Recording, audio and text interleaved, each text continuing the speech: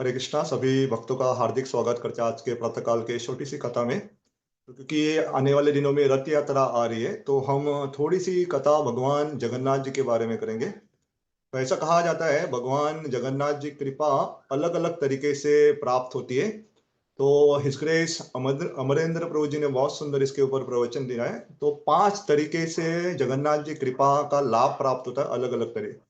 तो सबसे पहले जगन्नाथ जी का जो कृपा है उनकी रथ यात्रा से प्राप्त होता है लोगों को, क्योंकि बहुत सारे ऐसे लोग हैं जो जगन्नाथ मंदिर में उनको अनुमति नहीं है, वो नहीं जा सकते, खास करके वो सनातन धर्म का पालन नहीं कर रहे। तो ऐसे लोगों को मंदिर में जाने की अनुमति नहीं है। तो भगवान साल में एक बार रथ यात्रा के माध्यम से बाहर आते हैं ताकि ऐसे सारे जीवों को अपना दर्शन दे सके। हम देखते हैं, एक उदाहरण दिया जाता है कि एक व्यक्ति कभी बहुत बीमार होता है। तो वो एक वैद्य या डॉक्टर के पास चला जाता है। लेकिन अगर इतनी बीमारी बढ़ जाती है कि वो व्यक्ति हिल नहीं डुल पाता तो वैद्य या डॉक्टर क्या करते हैं, उसके घर पे लाया जाता है। तो उसी तरह से कलयुग के जो लोग हैं, कलयुग के जीवात्मा है, इतने त्रस्त हो गए कि भगवान के पास आना नहीं चाहते। तो भगवान स्वयं बाहर आते उनको अपना दर्शन देते। ऐसे एकमात्र भगवान है जो स्वयं इतने बड़े आलीशान रूप पे रथ पे आऊढ़ होके लोगों को दर्शन देने के लिए आते, ताकि सबका उद्धार हो सके। दूसरा, यहाँ पे रथ यात्रा में ये भी पाया जाता है, आम तौर पे जब भगवान का रथ निकलता है तो भगवान की एक उत्सव मूर्ति रहती है, उत्सव मूर्ति को लेके जाया जाता है। लेकिन भगवान यहाँ स्वयं मूर्ति में या स्वयं स्वरूप में ही बाहर आते। तो ये सबसे पहले रथ यात्रा के रूप से भगवान जगन्नाथ जी कृपा देते। दूसरा कृपा देते हैं भगवान की दर्शन या भगवान की खास करके आंखें। ऐसा वर्णन किया गया है भगवान ने ये जो अपना दर्शन है, बहुत ऐसे कम मंदिर रहते कि पूरा दिन भर मंदिर देते या दर्शन देते।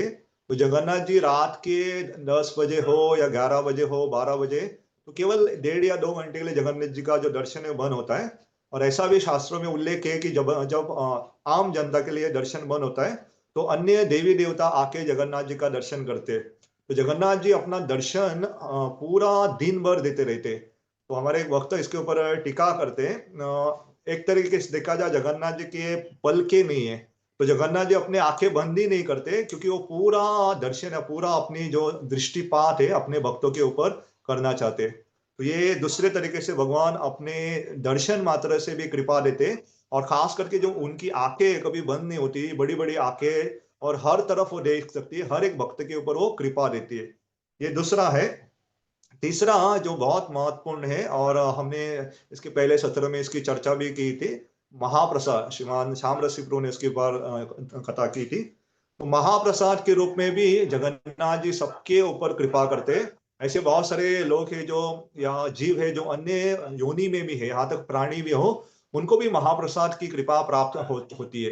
तो हमने ये लीला देखी थी कैसे पार्वती देवी को ये वरदान प्राप्त हुआ, और उन्हें वरदान मांगा है कि सारे मेरे बच्चों को, मतलब सारे जीवा को ये जितना चाहे मर्जी महाप्रसाद का वितरण हो।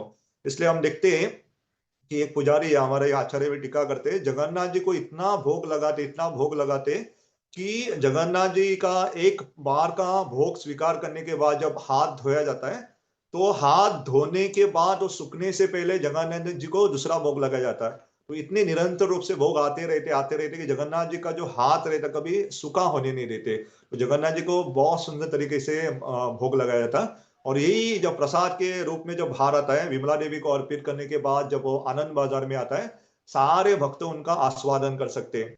तो अलग अलग धाम की अलग अलग विशेषता रहती है। तो जगन्नाथपुरी को अन्न क्षेत्र भी कहा जाता है। यहाँ पे सारे जो भक्त हैं भर पेट पूरा गले तक खाते हैं, और उनसे उनकी प्रगति मानी जाती है। तो महाप्रसाद इतना शुद्ध माना गया है कि यहाँ तक आदेश दिया है, कोई ब्राह्मण भी किसी कुत्ते से या चांडाल के मुंह से भी निकाल के महाप्रसाद खा ले तो अपवित्र नहीं होता। महाप्रसाद हमेशा शुद्ध रहता है। तो वहां पे महाप्रसाद कभी झूठा नहीं होता, हम किसी की थाली से भी खा सकते हैं, यहाँ तक कोई जानवर की थाली से भी खाए तो भी वो अपवित्र नहीं होता, तो भी वो दूषित नहीं होता। तो ये तीसरा, भगवान जगन्नाथ जी कृपा देते हैं अपनी महाप्रसाद की ओर से। चौथा, जगन्नाथ जी के अलग अलग प्रकार के सेवक है, तो अलग अलग प्रकार के सेवक के माध्यम से जगन्नाथ जी अपनी कृपा देते हैं। ये ऐसे भगवान है, ये जाति पाति नहीं देखते, उच्च जाति के हो या कोई भी जाति हो। हम देखते हैं यहाँ तक जो शबर जाति है जगन्नाथ जी की सेवा में है, जो जंगल में रहने वाले आदिवासी हो, सब भगवान जगन्नाथ जी की सेवा करने के लिए रथ थे। तो जगन्नाथ जी हर एक व्यक्ति को, ब्राह्मण हो, बड़े हो, कोई भी हो, उनको अपनी सेवा में लगा देते। तो ये जगन्नाथ जी की चौथी कृपा है कि हर एक जिनके सेवक रहते, ये इतने शक्तिशाली, और जगन्नाथ जी की कृपा उनके सेवक के ऊपर बहुत रहती है, तो सेवक उनके बहुत खास रहते, उनको पांडा कहा जाता है। तो ये भगवान अपनी कृपा अपने सेवकों के रूप से भी देते और उत्पात नहीं देखते, और ये पांडा है।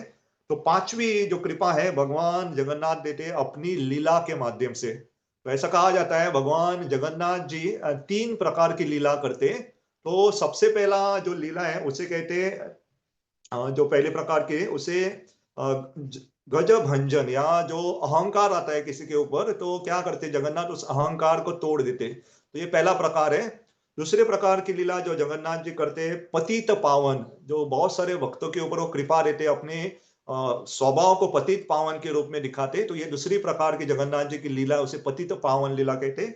और तीसरे प्रकार की लीला है जो जगन्नाथ करते, उसे भक्त मनोरंजन, भगवान अपने भक्तों के मन को जीत लेते हैं, और ऐसी बहुत सारी लीला। तो मैं एक एक लीला तीनों श्रेणी में बताने वाला हूँ। तो सबसे पहले हम लेंगे जो मान, या जो कोई गर्व हो गया, गर्विष्ठ हो गया, उसका मान भंगन करते।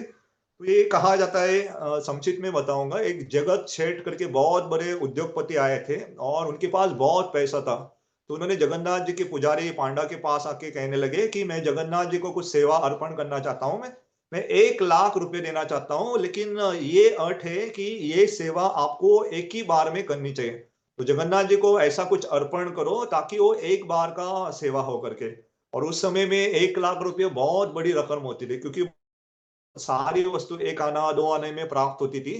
तो 1 लाख रुपया जो है बहुत बड़ी रकम होती थी।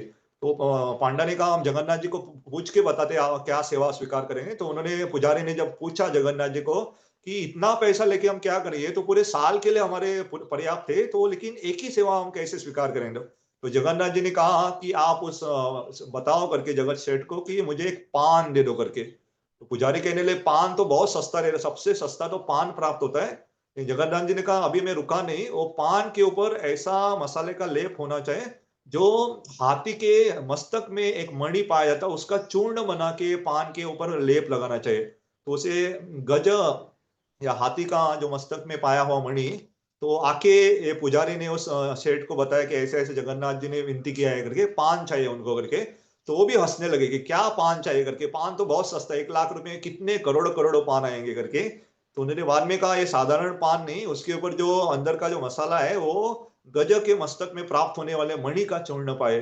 तो ये जो सेठ समझ गया, पूरा समझ गया, क्योंकि एक हाथी, हजारों हजार हाथी के मस्तक में ऐसा एक मणि पाया जाता, तो इतने हाथी को पकड़ के उनको मारना, उसके मस्तक से मणि निकालना, वो भी मिले तो न मिले। तो समझ गए कि जगन्नाथ जी, उनकी जो मान था, उसकी पैसे का जैसे अहंकार आ गया था, तो जगन्नाथ जी ने उसके अहंकार को तोड़ दिया।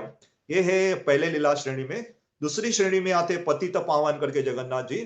तो ये लंबी कथा है, मैं संक्षिप्त में बताता हूँ। तो यहाँ राजा थे, इनका नाम था रामचंद्र दास करके। तो ये बहुत बड़े एक राजा थे।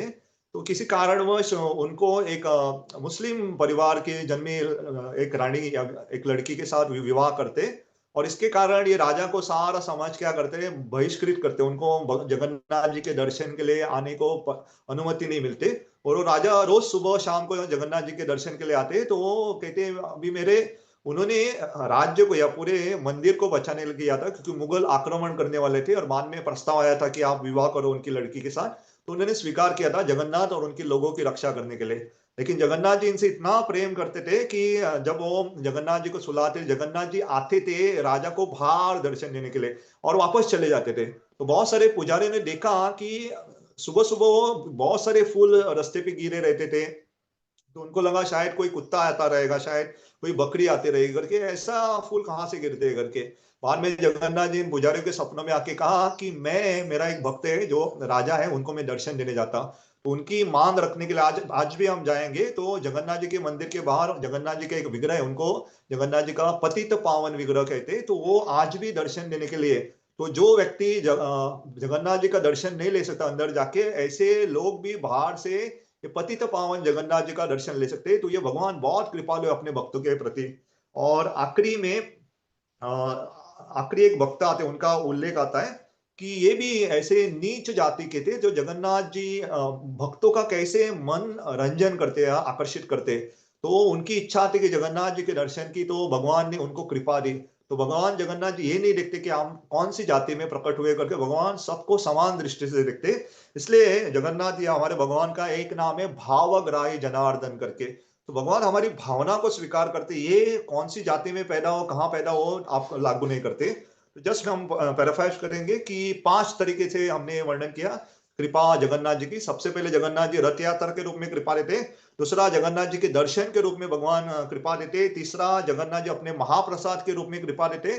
चौथा, जगन्नाथ जी अपने सेवकों के रूप से कृपा देते। और पांचवा, भगवान अपनी लीला के माध्यम से, लीला में भी 3 प्रकार है। सबसे पहले मान भंजन या गज भंजन, जहाँ पे जगन्नाथ जी अहंकार तोड़ते हैं किसी भक्त का। दूसरा है पतित पावन, अपने भक्तों के ऊपर वो कृपा प्रदर्शन करते हैं। और तीसरा है भक्त मनोरंजन, भक्तों को आनंद देने के लिए ऐसा लीला करते हैं। तो ये कह के हम रुकेंगे और प्रार्थना करते हैं कि आने वाली रथ यात्रा आपकी बहुत शुभ हो करके, और आप अभी से तैयारी करना शुरू करो हमारी मनस्थिति को। तो हम रुकेंगे। वांछा कल्पतरुभ्यश्च कृपा सिंधुभ्यश्च पतितानां पावनेभ्यो वैष्णवभ्यो नमो नमः। श्री श्री जगन्नाथ बलदेव सुभद्रा माई की जय। हरे कृष्णा।